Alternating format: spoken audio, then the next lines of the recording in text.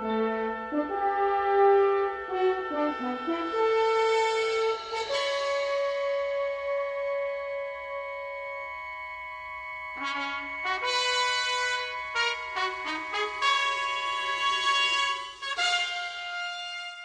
27 de agosto, no Centro Cultural CL Veríssimo, né, com um evento que foram 3 encontros, né, acho que a grande parte aqui dos presentes esteve lá, né, durante todos os dias, foi bem bacana. E aí depois, a partir do dia 12, aqui no Cine Bancários, com uma mostra de cinema, né, com todos os filmes de Star Trek produzidos até 2013, esse que acabamos de ver, né, o Star Trek Into Darkness. Hoje nós temos aqui uma presença muito especial, é o almirante Daniel Landman, do grupo SS Venture. Ele veio nos prestigiar, especialmente veio do Rio de Janeiro, né? Cara, pô, fico honrado com isso, assim, muito feliz. Transporte é mais fácil. Aí facilita bastante, né? Prestigiar o nosso evento aqui no encerramento, curtir os filmes com a gente, né? Tá desde cedo aí, almirante? Cheguei às 2 horas. E aí, gostando de Porto Alegre? Sim, eu estou aqui desde sábado, né? O Jeff fez a favor de mostrar a cidade. Mas que gostei muito, achei a cidade muito legal. É um bom guia turístico. É um bom guia turístico, a gente andou bastante. O Gênero ajudou você? O Gênero aqui foi também sensacional. Pois eu ouvi várias dicas. Ouvi falar que os trekkers se encontraram aí pela cidade, né? Eu não sei se foi um polo alternativo, não sei o que aconteceu, porque por onde a gente andava tinha trekker. Pois é interessante. Interessante. É um reflexo aí das comemorações, né? Que estamos fazendo em Porto Alegre.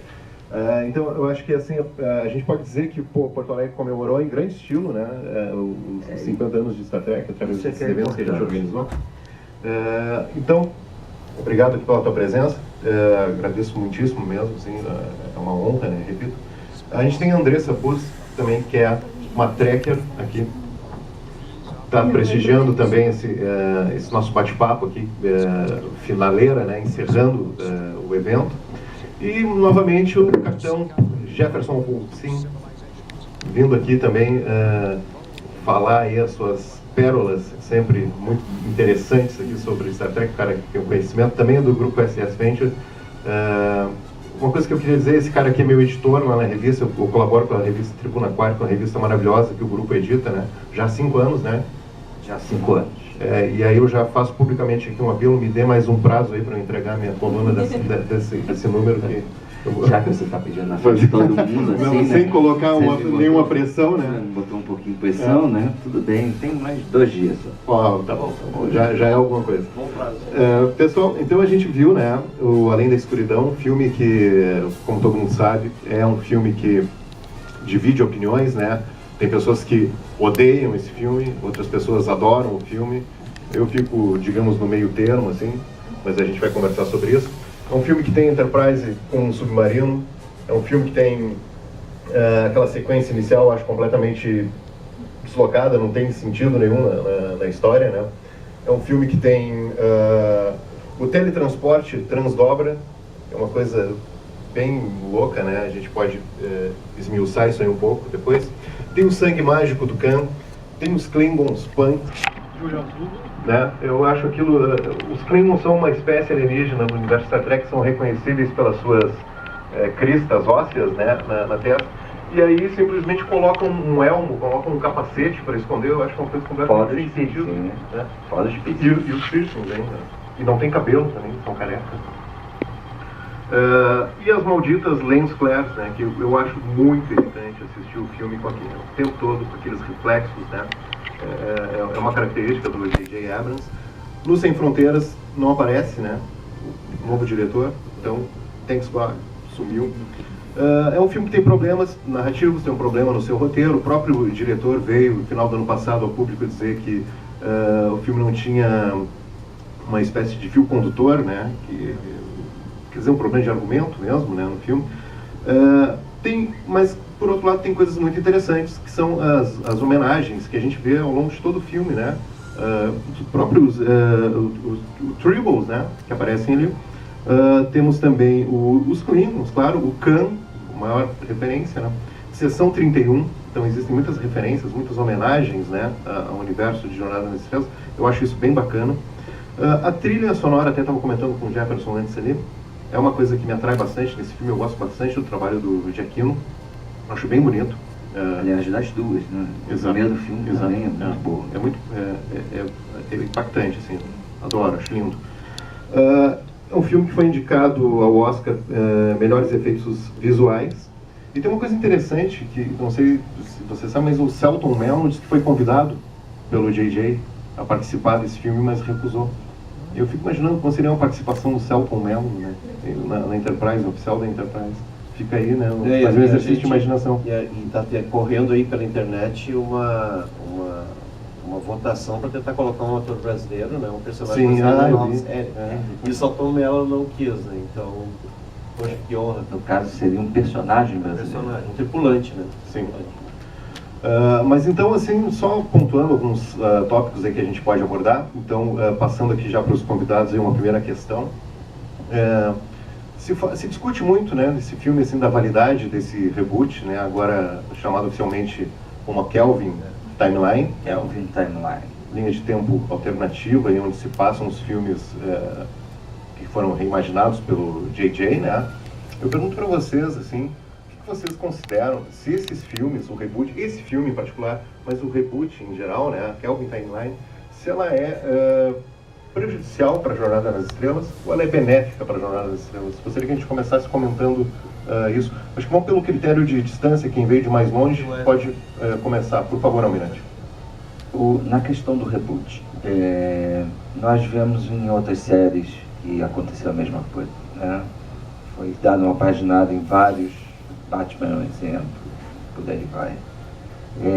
O reboot eu não me preocupo tanto, tá? Eu acho que justamente para trazer, tentar buscar uns fãs mais novos e você tentar dar uma agilidade, um novo painel para a Enterprise. Quer dizer, não se imaginaria hoje um jovem que mexe num tablet ficar vendo o cara tocar botãozinho lá naquele painel antigo da Enterprise. Então, um reboot era necessário. Então, em termos de reboot, eu acho que era necessário. O que não era necessário era você pegar situações e coisas da linha de tempo antiga e destruir. Sim. Coisas, por exemplo, se ele fez o primeiro filme, fez o reboot e tal, começou uma timeline ali do zero, ele tinha toda a chance de fazer coisas novas. Para que ele foi buscar o Khan? Entendeu? Não tem sentido, entendeu? Poderia até no terceiro filme buscar o Khan, quando a tripulação já estivesse mais consolidada. Quer dizer, esse segundo filme era para ter uma outra raça, descobrir uma nova raça, uma outra nova situação. Quer dizer, para mim, na minha opinião, deveria ter algo novo. Ou seja, eu mudei a timeline, mudei a situação, comecei do zero. Pois eu comecei do zero, tem um universo inteiro para mexer.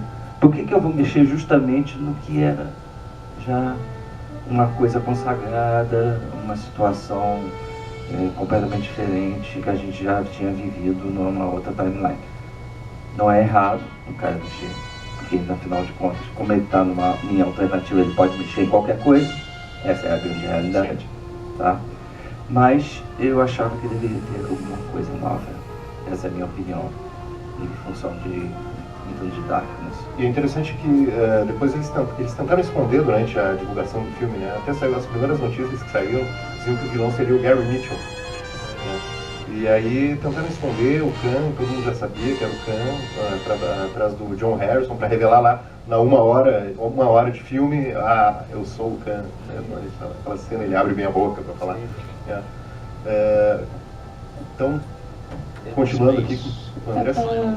Bom, eu sou das novinhas aqui, acho que a minha idade já destoa, assim, mas... Então eu não... Sem nos chamar de idosos, não, mas assim, até em tempo de acompanhar a série, mas enfim. Então eu não posso completamente detonar a ideia de um reboot, eu acho, porque é justamente eu já tinha o contato com Star Trek, mas assim, a grande maioria das pessoas que têm contato comigo, elas vieram através desses novos filmes e, enfim, né, eu acho que tem um papel importante mesmo, como eu já tinha dito. Existe um papel importante de renovar aquilo, mas eu acho que a gente começa a criticar, daí entra no território contraditório, porque eu vejo como uma descaracterização de uma série de coisas, que eu acho que depois a gente pode desenvolver melhor, mas eu vejo como uma descaracterização de uma série de coisas que aí eu já acho até um pouquinho prejudicial, assim, que tu apresente para as pessoas novas dessa forma, né? Porque, assim, bem basiquinho, assim, eu vou puxar pro meu lado, mas tu tá falando de Star Trek, mas que apresentou, né, o primeiro beijo interracial na televisão. Então é uma coisa intrinsecamente revolucionária, tá no projeto, né, de Star Trek ser revolucionário desde o início. E, poxa, a gente tá em 2016, existem filmes revolucionários mesmo nessa onda de blockbuster. Então, poxa, eu já vejo um tiro no pé tu botar um reboot para apresentar pra gente nova, pessoas que podem se interessar, podem entrar no fandom, e tu apresentar e já tirar isso, sabe? Por exemplo, já tirar isso por vários elementos, enfim. E, bom, história e tal, eu acho que tu perde muito até da proposta do reboot em si, sabe? Que é, vamos conquistar novas pessoas, né?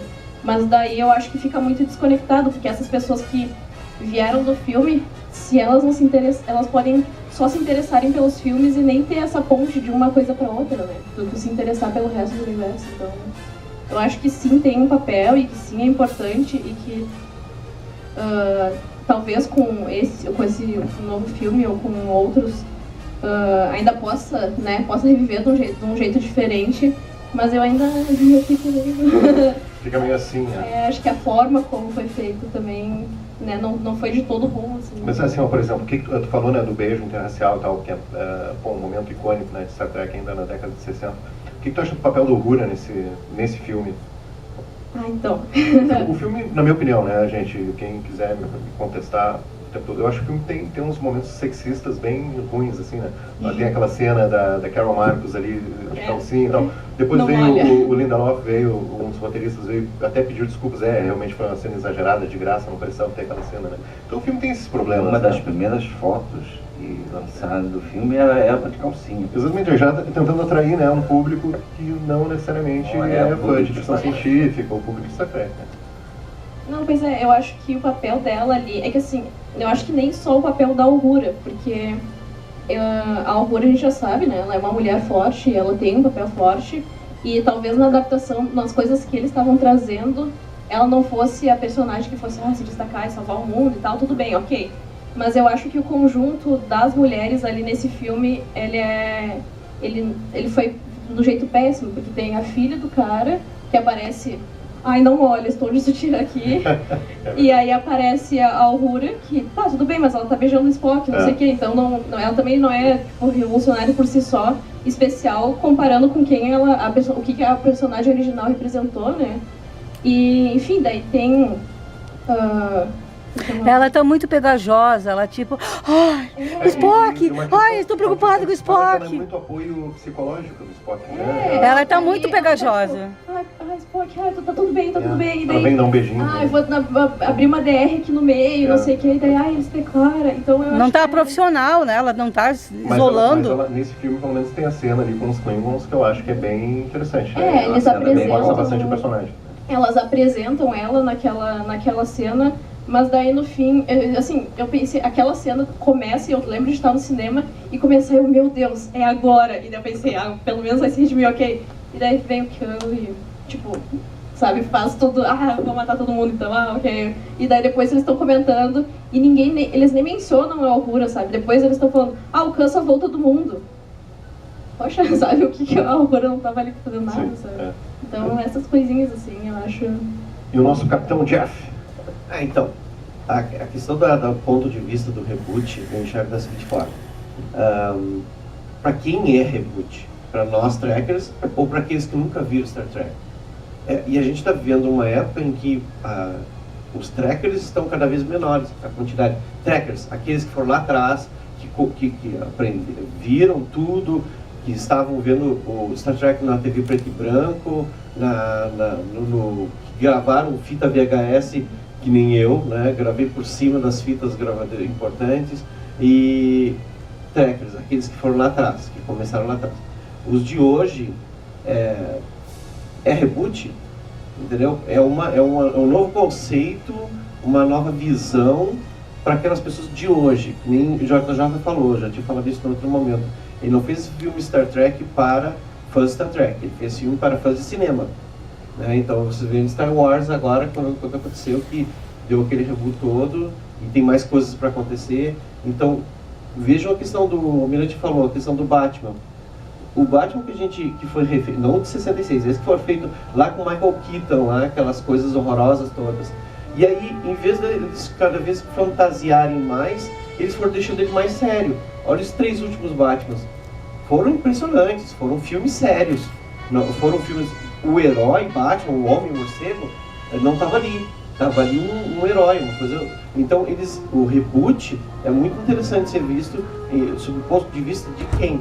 Então, quando a gente conversa sobre reboot, nós Trekkers, aqueles que foram lá e viram o Kirk, que viram aquela coisa toda lá atrás, que enxergam assim, caramba, o cara era cadete, fez uma missão, salvou o mundo e virou capitão. Ou então, lá na ponte de comando, o Kirk fala assim, olha, o Chekhov, a ponte é tua. Olha, é o Alferes. Né? Teoricamente, teria que ficar com alguém que tivesse com uma patente maior. Aqui estava ali dentro, inclusive. A própria Uhura é tenente. Né? Então, o que é um reboot? Então, é a velha história. Tudo está sendo adaptado para o mundo de hoje. Quando saiu um novo filme agora, quem fez a direção foi o cara do Velozes e Furiosos.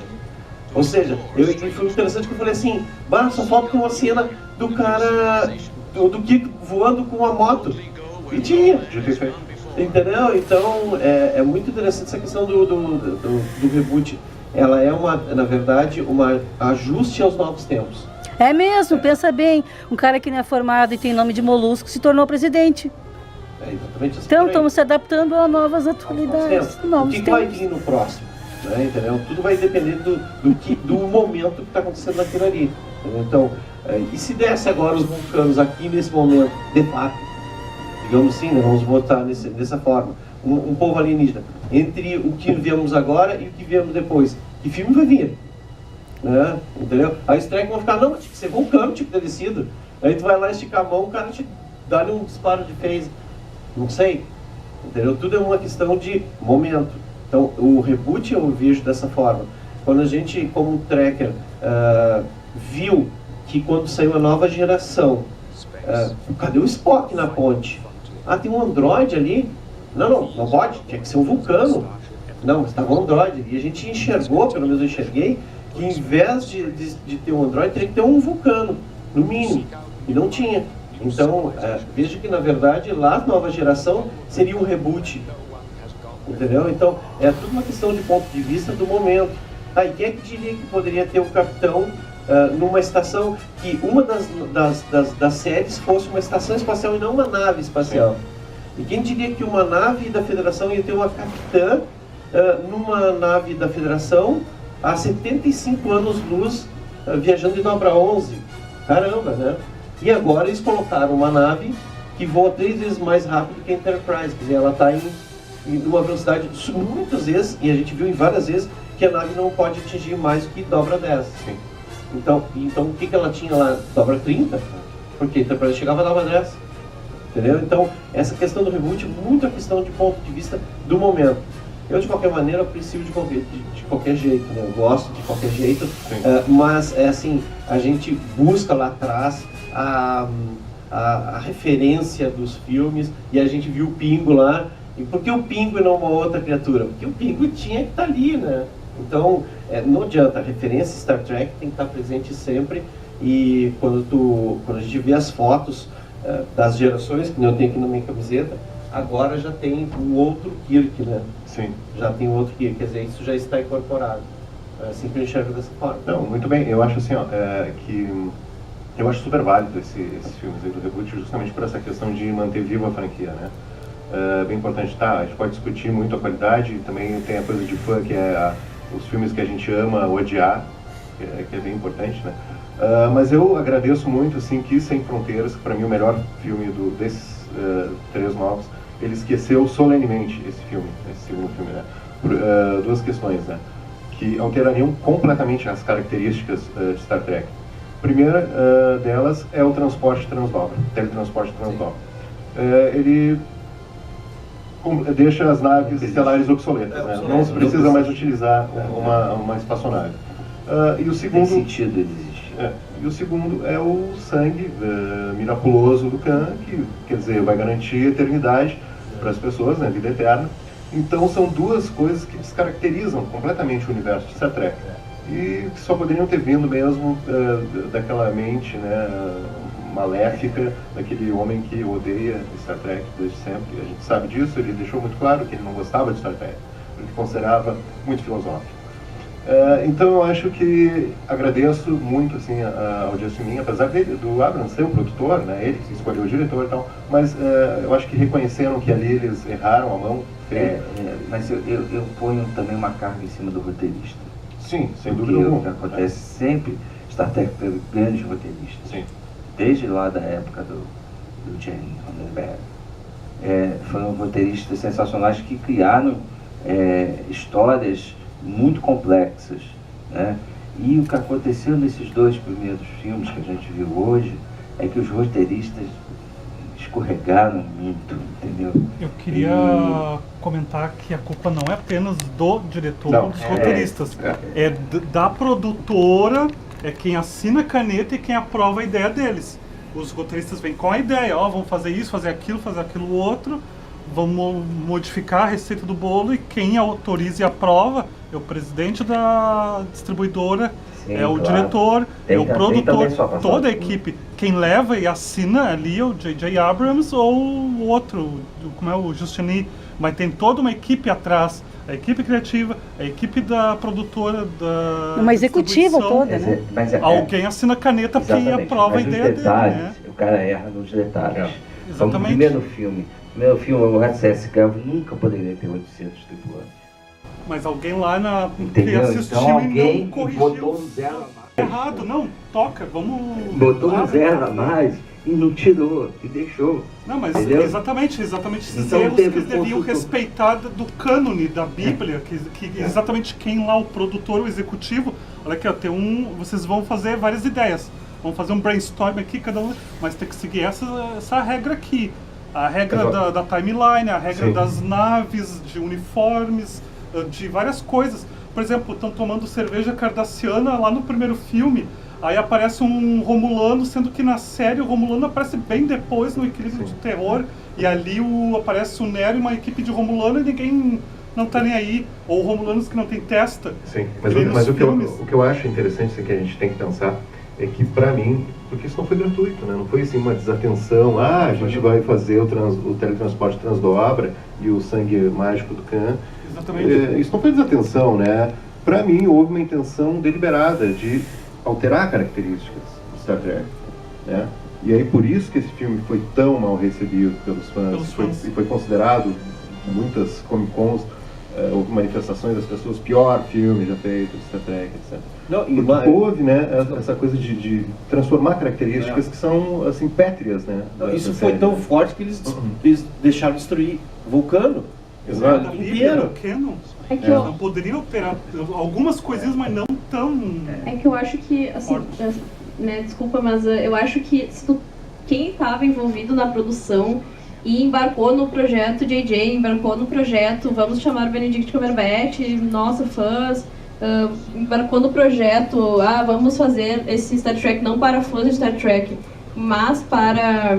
né, para trazer um novo público, eu acho mesmo que foi toda essa ideia inicial que prejudicou o resto do projeto, porque eu acho que quem se envolveu com essa ideia e gostou dessa ideia e foi à frente com essa ideia para desenvolver para o resto, eu acho que essa pessoa já não estava preocupada com a testa do personagem, eu acho que, né, é meio intrínseco assim da ideia que gerou esse filme, né? Mas eu acho que eles poderiam ter feito isso, mas com algum embasamento. Esse embasamento deveria vir de consultoria. Nós temos aí, o Okuda ainda está vivo, tem vários outros aí que trabalharam, em Star Trek ao longo de vários anos que eles poderiam ter sido consultores, simplesmente consultores. E por que deu tão certo Sem Fronteiras? O Simon Pegg o tempo todo, eu consultei lá a wiki, aquela da Star Trek, né? O cara recorreu ao cânone, o cara pesquisou muito, né, para não fazer besteira, e por isso que se tornou, na minha opinião, mais uma vez, o melhor filme desse reboot. Né? Exatamente. O Carlos quer falar? É justamente isso, né? O terceiro filme, quem salva é Simon Pegg. Ele se consagrou aí como um grande roteirista.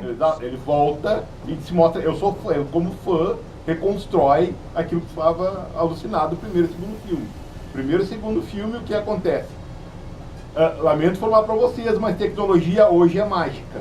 Tá? Para toda a população do planeta, tecnologia é mágica. A gente não sabe de onde ela vem, ela não sabe como se cria, tá? Engenheiros brotam das árvores, conforme põe água no chão, tá? E não sabe para que eles servem.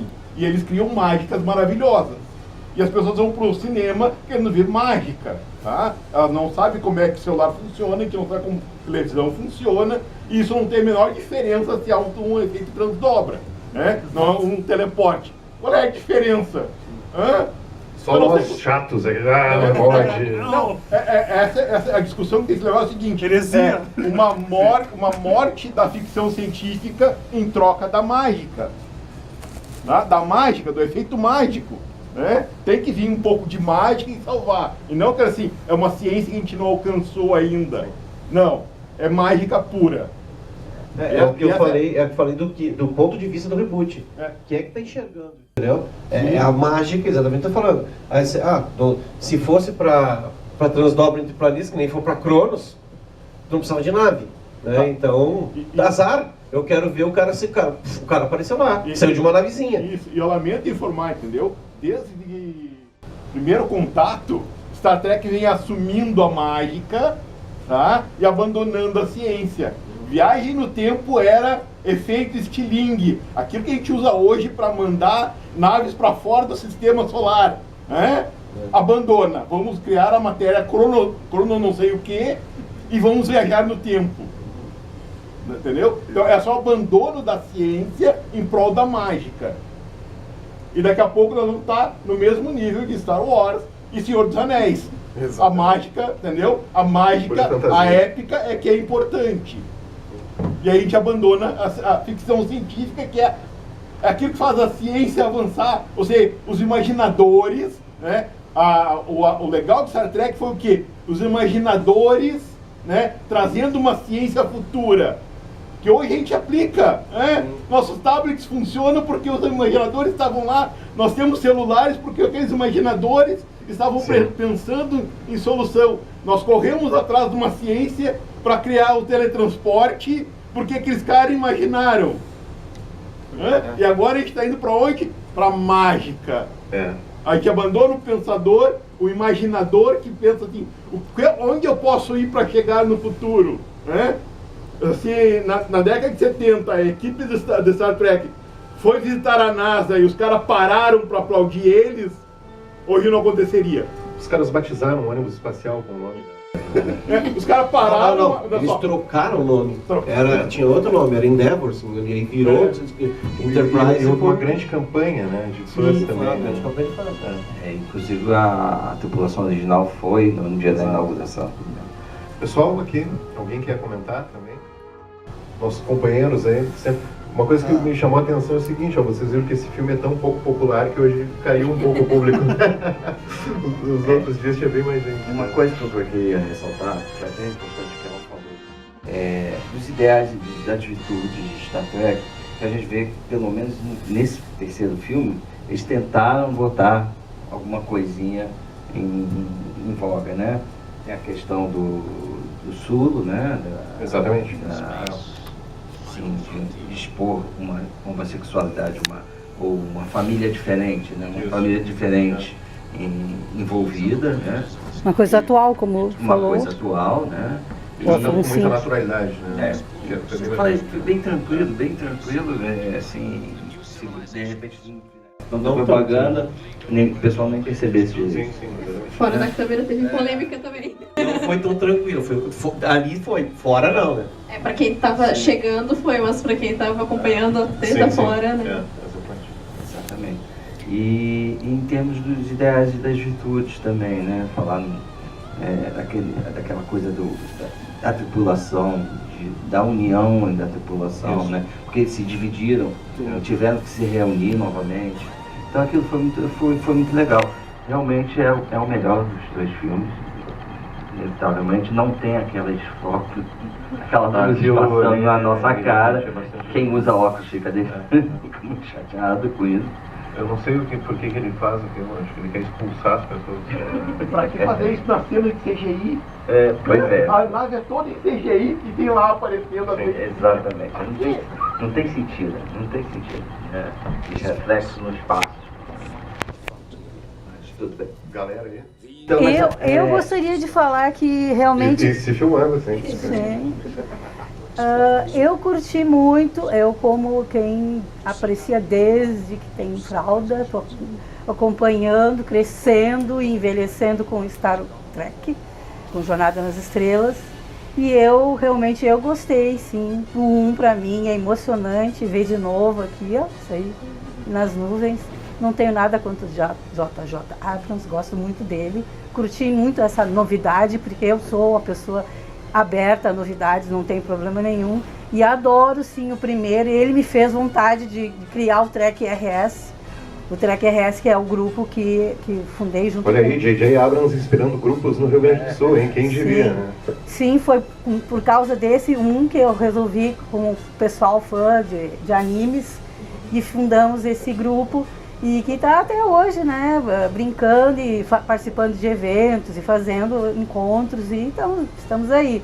E foi por causa disso, e a música, quando eu escuto, porque foi com essa música que a gente participou do Anime Extreme e fizemos a apresentação e ganhamos medalha com aquela música, e me emocionei, né, porque eu fui Kirk por um dia, né, subi e falei as benditas palavras, o espaço, a fronteira final, então foi bem emocionante, justamente com a música desse filme, o primeiro, e para mim o primeiro é maravilhoso, eu adoro o primeiro.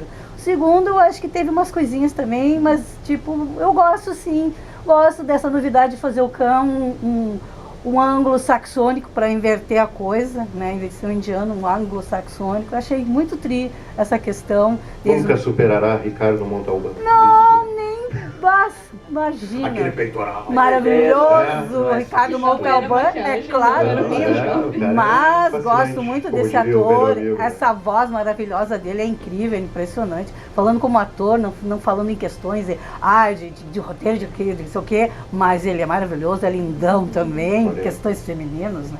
Os dois são lindos, maravilhosos atores, né? Falando do lado feminino. Acho que os dois atores não pecam em nada, são lindos.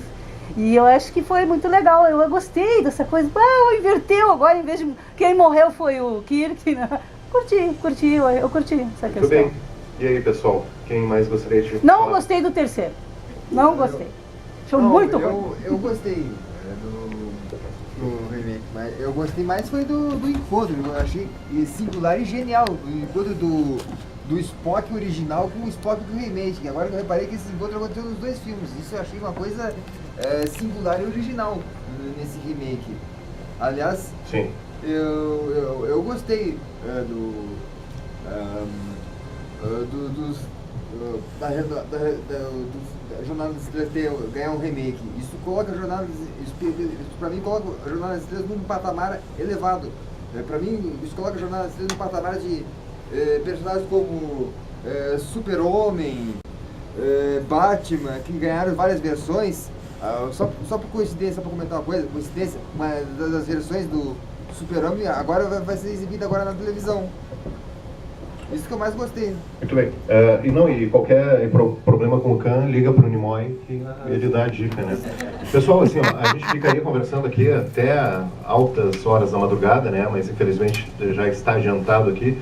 Eu agradeço muito, assim, principalmente duas pessoas que me ajudaram bastante a concretizar esses eventos. Foi o Jefferson, cara, um grande amigo aí do blog desde o primeiro momento. Dani. E o Ângelo Werner, que hoje não pôde comparecer, tinha um compromisso na universidade, mas também ajudou bastante aqui no projeto quando a gente submeteu, né, os cinebancários para fazer essa mostra. Então os dois caras aí que, contem com eles para fazer eventos trackers, que os caras são firmeza total. Agradeço a presença do Almirante, mais uma vez, veio prestigiar esse evento, que é também um amigo do blog Apenas um Trekker há bastante tempo, somos parceiros lá, né? Agradeço a oportunidade de escrever na revista, que é uma grande revista. E agradeço também a Andressa pela participação e pelas colocações aí muito pertinentes. Eu que agradeço. Eu vim na carona do Ângelo. Tu filma agora? Filma agora. Eu quero presentear, antes de terminar aqui, que vocês fazerem, eu quero presentear a Dani. Quero presentear a Dani, o Trek RS, quer agradecer o carinho. Tá bom, pessoal, então agradeço também a presença do público aí. E olha, valeu mesmo. Eu espero que a gente possa fazer novos eventos aí. Tá bom, gente? Obrigadão. Um abraço a todos. Obrigado. Muito obrigada, todo o carinho que tu teve pela gente. Que isso, imagina. Foi não. Eu sempre aberto pra vocês. Eu sou o Almirante desde que ele era campeão lá. Ah, é? Conheci desde a patente anterior. Eu lá, cara, não dá um abraço. Esse cara aqui, faz tempo aí. Nossa, que beleza.